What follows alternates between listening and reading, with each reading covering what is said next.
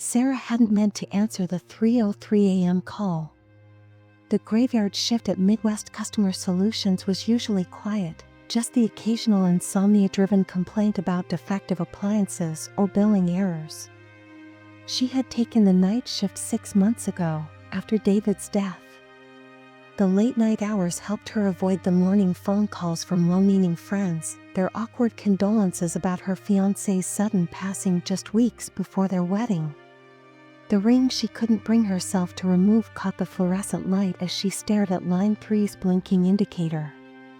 Just yesterday, she'd found David's last voicemail on her old phone. "Hey love, running late at St. Augustine's, had to help Father Michael with some paperwork for the ceremony. The old guy's intense about marriage vows, but I guess that's why everyone says his couples last forever, right? See you at home." She never saw him again. Later that night, she dreamed of David standing at their planned wedding altar, his ring glowing like a coal.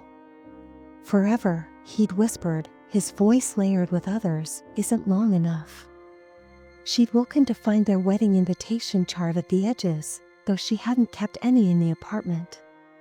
Something stirred in her memory, an old story her grandmother used to tell about midnight phone calls from the dead, how they'd beg you to stay on the line just a little longer, just a few more precious moments of connection.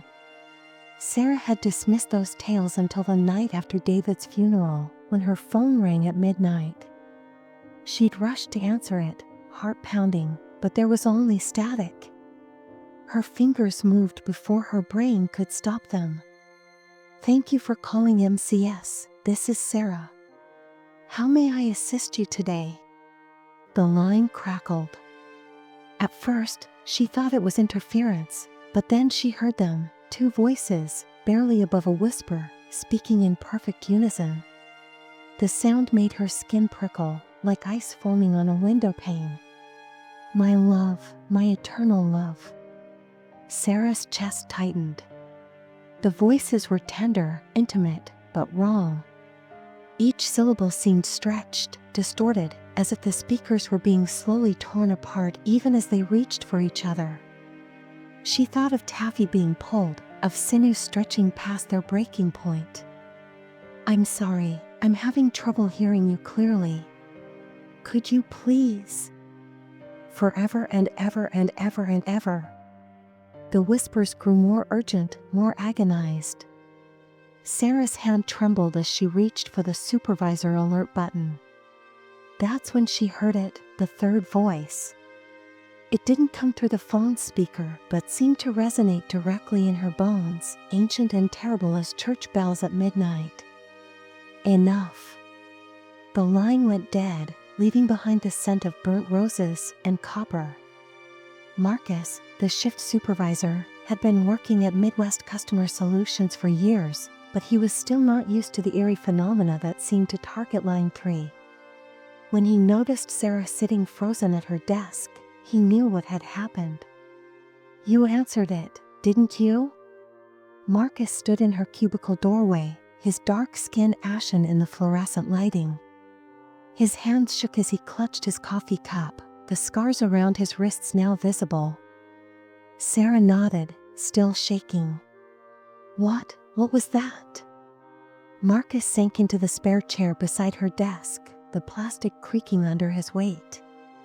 "It started 3 months ago. Always the same time, always line 3. Jenny Thompson was the first to answer it." He paused, running a hand over his face. "She disappeared the next day. Car in the parking lot, purse on her desk, just gone. But she left something behind, a single black rose, its petals burnt around the edges, and a wedding ring that was hot to the touch." Sarah looked at him in disbelief. "And the others?" "2 more. Both gone within 24 hours of answering." He leaned forward, voice dropping. "We tried everything, call tracking, recording devices, bringing in the police. But the number changes every time, and the recordings, they're just static. Except..." He glanced around nervously. except when you play them backward. Then you hear wedding bells and screaming. The next night, Sarah returned to work. Despite Marcus's warnings and the unease that gripped her, she was determined to learn more. Something about the calls seemed personal, as if they were reaching for her. As the clock neared 3:03 a.m., her hands hovered over the keyboard, ready to route the call to an alternate system. When line 3 lit up, Sarah hesitated. The blinking light seemed almost alive, pulsing faster as though sensing her presence.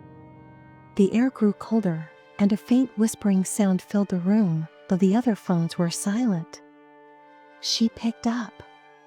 The voices returned, their tone more desperate than before.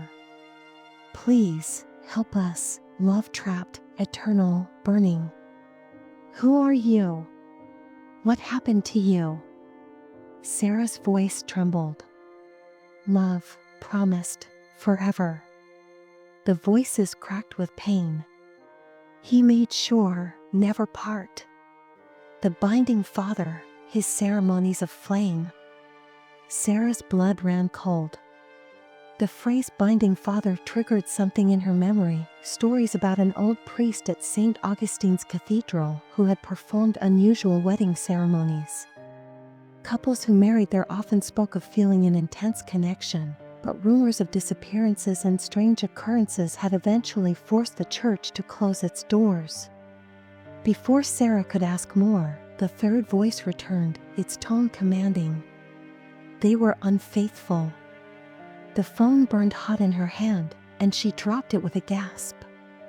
Determined to uncover the truth, Sarah spent the next day researching St. Augustine's Cathedral. She learned that the binding father had disappeared decades ago after a series of mysterious deaths among newlyweds. The few who had survived his rituals described feeling bound to their partners in ways that transcended the physical, both beautiful and horrifying. As night fell, Sarah found herself drawn to the cathedral. Its towering spires loomed against the moonlit sky, and the air was thick with the scent of burning roses. Inside, the shadows seemed to move, whispering promises of love and eternity. She approached the altar, where a single black rose lay atop a weathered book. The book's pages were filled with strange symbols and incantations, and one passage caught her eye. "In rings of gold we bind our love, in rings of fire we seal our fate. What burns eternal may be quenched by tears of true release." The binding father emerged from the shadows, his presence overwhelming. His voice was both gentle and terrible as he spoke. "Do you seek to understand, child? To join the eternal bond of love that knows no end?"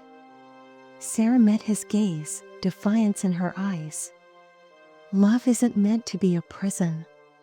The binding father laughed, a sound that echoed through the cathedral like breaking glass.